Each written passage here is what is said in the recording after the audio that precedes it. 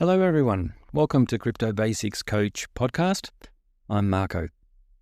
I'm here to help people navigate this topic so as to benefit from the opportunity this new technology provides and not get distracted or put off from the nonsense there is out there about crypto. Anything and everything presented and discussed, whether here or in our sessions, is of an educational nature and should never be taken as financial advice. Always do your due diligence and consult professionals before making any final decisions. Hi everyone, hope you've been well. Been a little while. I guess as I made pretty clear at the start of my podcast is that, this is about value, not quantity. And so if there isn't too much happening in the market that I feel you guys need to be aware of, I'm not going to get on here and just fill up, 20, 30 minutes of your time without a lot of value. And most of what needed to be said about the market, the descriptions, you can review all of the 24 previous episodes and get value from those. But I thought it was time to jump back on and share some thoughts with you, because what I've been finding in the last couple of weeks is that the shift in people in general has moved away from market-specific details or crypto-specific details or business cases, use cases, understanding the technology, etc., etc. If anything, the market's been flooded with phenomenal fundamentals in terms of understanding that what we're holding has got value and will increase. It's just a matter of when. But what I wanted to do was to take up a little bit of your time today, in that in almost all of the conversations I've been having with people, whether that's clients, friends, family, tennis mates, oppositions that I play against.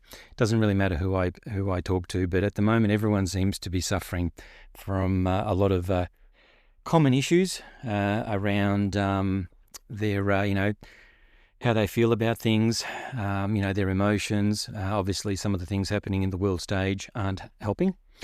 They're definitely not helping. But I just wanted to share some thoughts that seem to be reoccurring themes that are coming up. And I have titled today's episode, You're the Problem. And that doesn't exclude me. We all suffer from the things I'm going to talk about to varying degrees. But the truth is that some people are affected by them more than others. Okay, so you're going to hear terms today around financial maturity, or your perspective, or intellectual maturity, and quite simply, these are things where if you see a 5-year-old chucking a fit in a shopping aisle because they're not getting what they want, that's probably the lowest level of emotional maturity, intellectual maturity. And then of course, as you get older, you're taught that it's not about what happens to you; it's about how you react.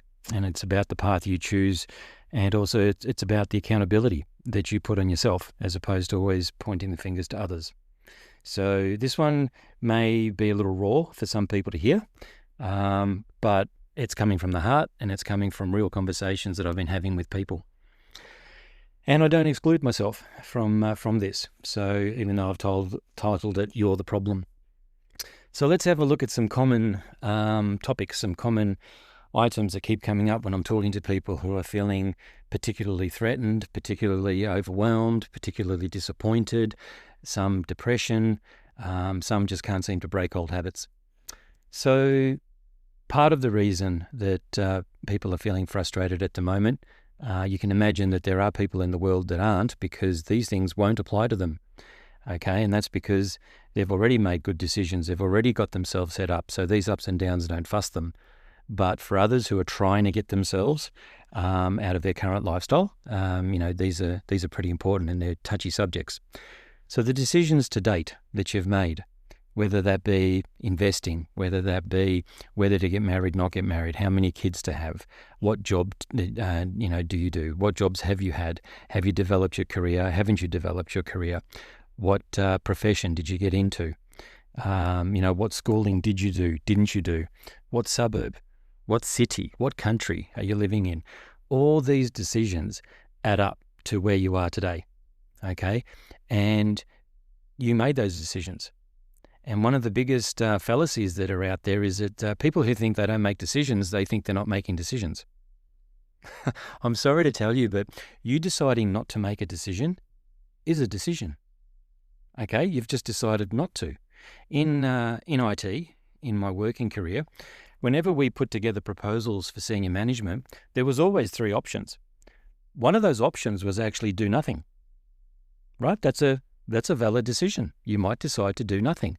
Now, there'll be consequences to that, but you're deciding not to do anything. Okay? So don't get confused between you making a decision that you feel gets you forward, and when you decide to do nothing, you don't see that as a decision, because that is still a decision. And that's your decision. And if you look back on your life and you have a look at all the topics I just covered and the areas of your life, and you have a look at the decisions you made, you are where you are today predominantly because of your decisions. Okay? And your current situation, and I speak to some who do feel like they're just stuck and they're not empowered, a lot of them have to be reminded that just make different decisions. No one has forced upon you a certain custom, certain tradition, certain thinking, certain way of working. Yes, the current system of education and so forth does its best to impose upon you a certain way of approaching things. But at the end of the day, you can make a different decision. You can make a different, take a different direction. There may be some consequences. Maybe they're short term. Maybe it requires some uncomfortable conversations. But you need to remind yourself that it's the decisions you've made to date that has got you where you are, and that you can always make different decisions moving forward. And most importantly, it's never too late. Whether you're in your 20s, your 30s, your 40s, 50s, 60s, it's never too late to make a different decision. There are plenty of people who have made their wealth after 60 because they changed what they did. Okay, so decisions to date is something that you need to reflect on. Doesn't matter if you're 20 just out of university. Some of you out there might be going, geez, I feel like I just wasted 4 years getting a degree. Perhaps. So what are you going to do about it now? Okay, maybe it'll just get you through the front door, but you can take on a completely different career. The other thing that I'm encountering with people is, of course, their expectations, and especially in crypto, because of a whole narrative around 4-year cycles and boom busts and bull runs and so forth. And of course, you've got plenty of people on YouTube that unfortunately, they have to keep putting out stuff, guys, because, that's their business. Okay, so if they're not putting out stuff, then no one's going to keep watching, and it potentially affects their business. So whether it's filled with news, filled with old narratives, whether it's filled with whatever, they're having to do that. Okay, and to a point, you'll get to a place where you'll just go, you know what, I think I've heard it all before. Now it's really frustrating. And a lot of it has to do was because of expectations that were set by many, many people in the industry around what should have already have happened by now, around, what should have happened after Trump got into place, and etc. So be mindful of your expectations. I have heard a saying once, and I don't really believe in it. Theoretically, it might be true, but I'm sorry, I just won't apply it to my life, which is that, if you've actually got low expectations, you'll never be disappointed, whether that's in people or in life. Yeah, it sounds nice, but I'd rather live with the disappointment and aim high. And that's what I would encourage you to do, okay? But you do need to understand where your expectations come from. Are they coming from people's forecasts, which at the end of the day, that's all they are? It's a forecast, it's a prediction. It's not a guarantee.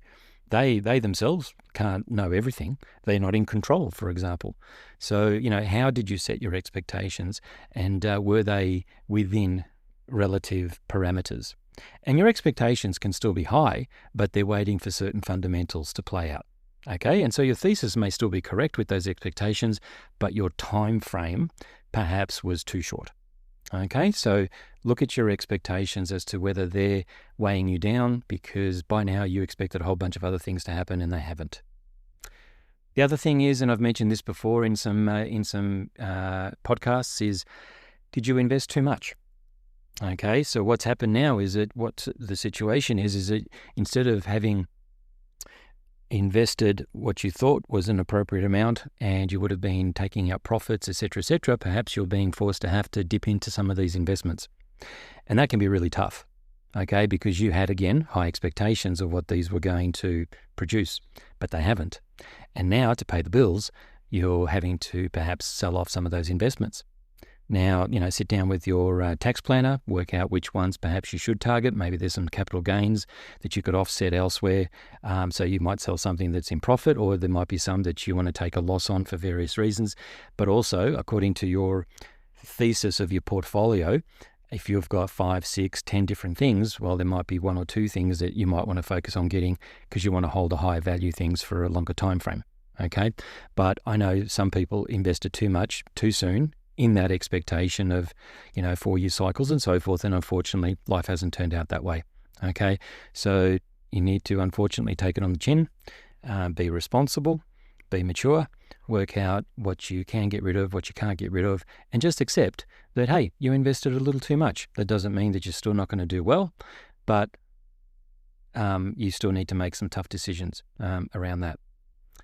The other thing is that I've come across is some people have already spent money they didn't have, meaning that they've, based on the assumptions that we talked about and the expectations, some people have already gone and spent money, whether it be to swap their car out or maybe buy a new home or perhaps go on an extravagant holiday thinking that by now they'd have the money to have paid it off. Okay, so some people pull the trigger too soon. Okay, is the bottom line here. And so you need to be careful. And again, this comes back to, maturity. You should have made your money first and then most likely have generated more income from that money. And then the toys and the lifestyle should have been paid for. But of course, most people don't do that. Most people, hence why credit cards are so phenomenally successful, is because people want to buy and have things now with the intention of, well, I'll actually pay for it later. Okay, and this mentality of spending your future wealth now gets people into more trouble than anything else I've seen. Okay, so be careful that you don't fall into that trap, or that you're about to fall into that trap, because again, all forecasts, all predictions that are being made now potentially might be delayed even more. Okay, so be careful about that. Some have made lifestyle changes that perhaps they shouldn't have. Again, retrospectively, looking at their expectations and assumptions, some people may have decided to, as I said, shift location to where they live, maybe even shifted countries in anticipation of the wealth, where they thought they would be able to live the lifestyle they wanted, but reality has hit home and perhaps they're now having to go back to get a job, or they may have to, they've sold assets they shouldn't have sold so soon. So some, again, pulled the trigger too soon. So be careful if you haven't done that yet, but you're thinking of it. And for those that have, well, again, that was based on your decisions. You've got to take ownership and accountability for that and now start making different decisions. Okay, and if you have to enlist the aid of professionals, accountants, solicitors, lawyers, structural people, retirement funds, whatever, do what you got to do and start dealing with that before it gets worse. Some are continuing, unfortunately, I've seen, with poor money habits. Okay, so this is the situation where people will acknowledge that, yes, this is what I need to do. Yep, I understand that this is what I should be doing. And then unfortunately, when you speak to them again and, get an idea of, well, how you're tracking, what's going on, you realize that, well, they haven't changed their money habits. They're still spending a lot of money on their toys and on their luxuries and not enough on investments. And at the moment, especially in crypto, fantastic time to buy. Okay, things are so undervalued. This is when you should be making heaps of money. And this is the time to learn that principle so that when in another 5-6 years, perhaps there's another downturn, you'll know to have cash on the sidelines in order to take advantage of these purchases. But I'm seeing lots of poor money habits where people just aren't prioritizing. And in a recent podcast or, one of those 10-minute things that I do on the social media, you'll know that I've talked about people with habits and basically not adopting what they should be doing and adopting what they prefer. And when it comes to priorities, what I've said to people is always look at your actions. Your actions will tell you what your priorities are, irrespective of what's coming out of your mouth. Okay, always look at your actions. So are your actions actually showing that you've got good money habits? And it's as simple as sitting down with a spreadsheet and looking at where you spend your money and your time. Okay? Might be a tough reflection, but again, we're talking about financial, intellectual maturity here, guys, not the 5-year-old chucking a fit in the shopping aisle. I'm trying to deal with you guys as adults, and this is a tough conversation. The other thing is, a lot of this can also lead to, I'm hearing, people with a victim's mentality, and this is where they're pointing the blame at everything else, everyone else, but they're not looking at the person in the mirror. And unfortunately, what a victim mentality does is it disempowers you. It makes you just feel like you have no control. You have no decision. You have no influence. This is all happening against you. Okay? And that position is really, really, really, really tough to come from. Okay? Whereas a more empowering way of empowering yourself and an empowering way of thinking is to understand that, hey, these are the decisions you've made and you can make different decisions. These are habits that you've formed and you can make new habits. These are priorities that are being reflected where they're not helping you get to where you want to go, and you need to change your priorities, which will be reflected in your actions. Okay? That's what you've got to do. And every individual on planet Earth has gone through this. You're not born with all of this where you're just born perfect thinking, perfect habits, perfect everything, okay? Everyone goes through this at all different degrees. And unfortunately, one of the reasons that the world sits with 5% of the population is because they get this right, okay? And the other 95% don't. So take that on board. Perspective and accountability is key. And that goes back to sitting down with yourself, with your partner perhaps, and understanding what your priorities are supposed to be, and do your actions reflect that? Okay? And if they don't, well, then do something about it. But essentially stop bullshitting yourself where verbally you're saying to yourself in that little voice in your head and saying it to other people, like me in sessions, or perhaps even a fitness coach, where you're saying one thing, but you actually don't back it up with actions, which means they're not priorities. So either you're bullshitting yourself and you need to reset your priorities and reset your expectations because clearly you're not prepared to do what it takes. Or you acknowledge it and you start doing the actions that actually do make your priorities and actions congruent. Okay? One or the other. But recognize the situation, because you can't make change without first recognizing the situation. And a lot of what I've spoken about is going to demonstrate your financial and intellectual maturity. Okay, like I said, are you still behaving like the 5-year-old in the aisle chucking a fit, or like the little bully in the playground who doesn't get what they want and so they try and deal with conflict physically?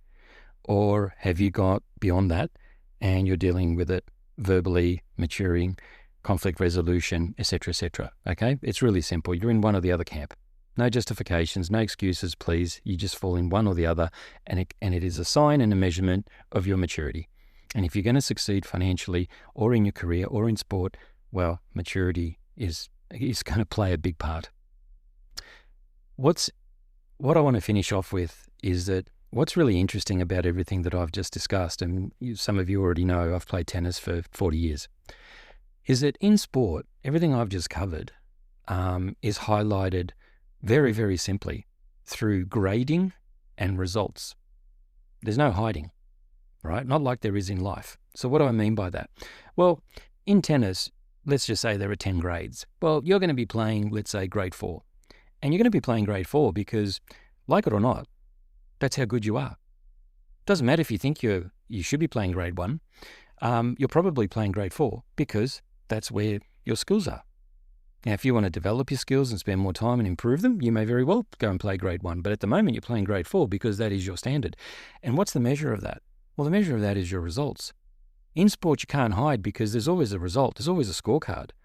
So, you can come out of a weekend of tennis, for example, and think, I'm a really good player. I'm really this, I'm really that. And then you look at the scorecard and go, gee, I haven't won a singles in about 6 months. Well, that pretty much tells you where you're at. And what I find is that in certain careers, you might be fortunate enough to be coached or reviewed every 6 months by your manager. And if you've got a good manager, they're going to really help you in that area. But most people go through life without any review. And unfortunately, what happens is that they're not even doing any self-reflection. So without any self-reflection, without any honesty on performance, and without any review in your career, some people are completely oblivious to this process. And so what happens is that internal conversation in your head, well, it takes a different path. It probably wants to make you feel good. So it gives you justifications, rationalizations, things like that in order to justify where you're at. Whereas when you play sport, well, basically at the end of that match, you get a smack in the face as to the reality of the situation. And by the way, I've played with heaps of younger guys in tennis and they're not winning. And we'll sit down, we'll talk about, well, this is what you need to do. This is what you're doing that you need to try and minimize or you need to try and stop. So if winning and improving your game is important to you, here are, 3 or 4 things that you should be doing. We play 12, 15 weeks in a season. You get to the end of the season and there's been no real difference. But the person keeps claiming that they're a better player, that they're, that they're a good player, etc. But you look at the scorecard and you go, but you haven't won a singles. By the way, have you been doing the things that we've been discussing? Have you been practicing? Did you get a ball machine? Have you tried to structure your points differently? Have you potentially even restrung your rackets, right? And they'll go, well, no. Well, so clearly your priority of being a better player isn't real, no matter what you're saying to me, no matter what you're saying to yourself, because you haven't put the actions in place. And so sometimes I take a lot of what I've learned through my sporting life for granted. But when I do talk to as many people as I do about the things that I've covered in this particular podcast, it is really amazing just, when you're speaking to sporting people or successful people in corporate and in business, they apply the same principles. So I hope that even one of you gets something out of this particular podcast, and even if only one of you gets something out of this and you apply what I've said and you found it valuable and it makes a difference to you, then I've done my job. For the rest of you, every time in the morning when you go wash your face or brush your teeth and you look in the mirror, ask that person in the mirror, are you applying the things that I've just discussed, or are you basically bullshitting yourself? Okay, and just justifying where you're at and why things aren't working and etc. That doesn't mean that you have to do it alone. You can get, family support, friend support, get a coach in whatever area you're trying to succeed in. But you need to first realize that you're the problem, okay? And that you need to accept that you're the problem. Once you've accepted that, then you can then sort yourself out, get help, and possibly make a positive difference to your life. I hope this hasn't been too harsh. I know it's a little off topic because it's not crypto specific, but as I said, my purpose here is to add value. In the conversations I've been having with people over the last 2 months, this felt right to discuss and to come out. Hope you get some value out of it. Stick around. There's some great things to happen in the markets. I hope your personal growth equals the market growth that we're expecting to see over the next few years. You all take care. See you later. Bye-bye. If you found this information helpful and are interested in a more hand-holding approach while navigating this complex industry, please visit cryptobasicscoach.com, that's basics with an S, and book a session. The first 30-minute session is free, and we can get to know each other, talk about what your aims are, what you're looking to do, and how I might be able to possibly help. I've helped people get started, set up exchange accounts, wallets, DeFi platforms, and general knowledge. Look forward to speaking with you. Cheers.